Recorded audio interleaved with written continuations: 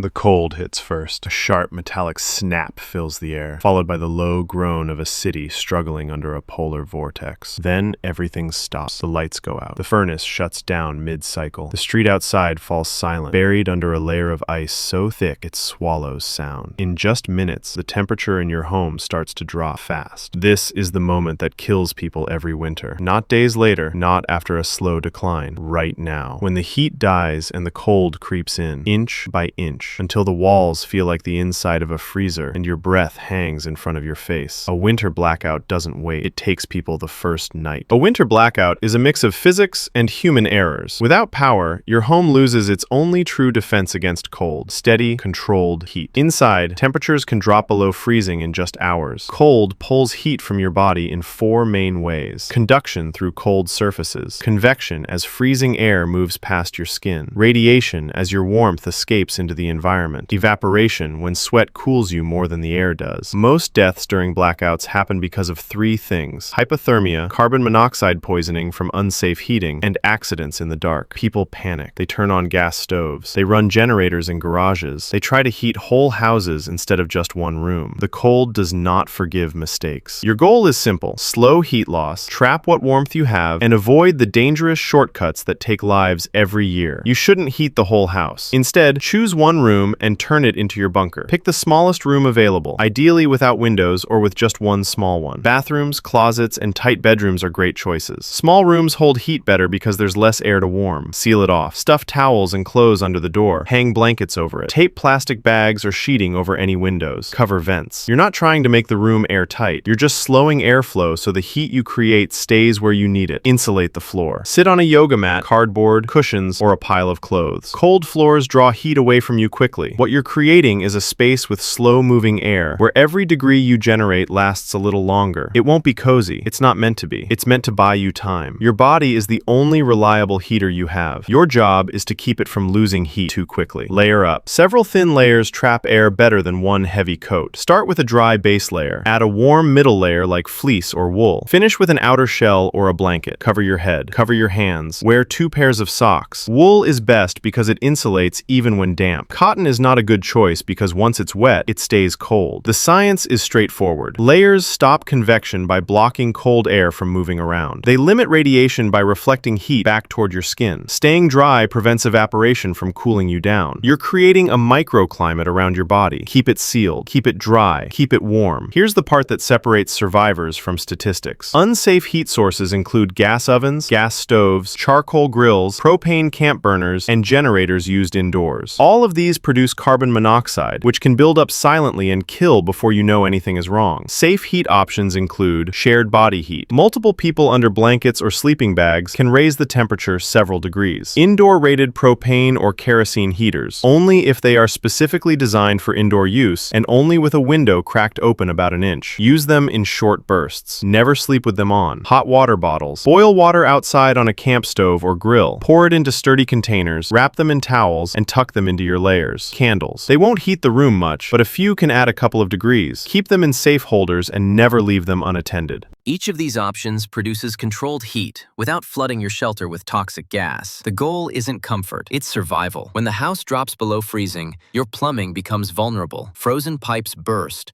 And when the power comes back, the damage can be severe. Keep faucets dripping. A slow, steady stream keeps water flowing, which helps prevent freezing. Wrap exposed pipes in towels, clothes, or foam if you have it. Even newspaper works. For drinking water, your hot water heater holds dozens of gallons of clean water. Shut off the power or gas supply and let it cool before using the drain valve at the bottom. If you still have running water, fill bathtubs, sinks, and every pot you own. City pressure can fail without warning. If you need to melt snow, do it outdoors.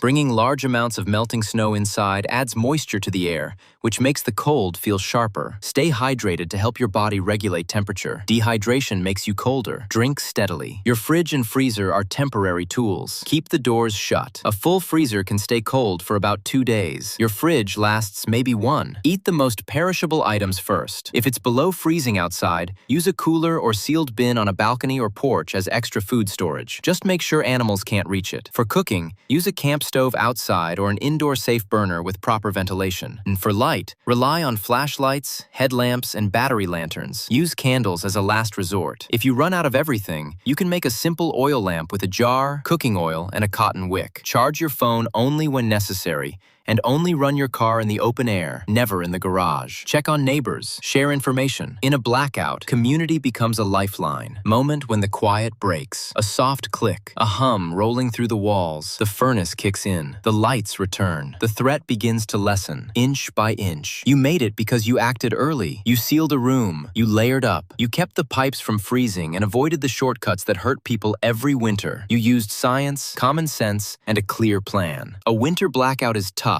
but it can be managed. When the systems fail, you don't have to. Preparation and calm choices can turn a dangerous night into a story you can tell later. Carry this knowledge forward. It's the kind that keeps people alive.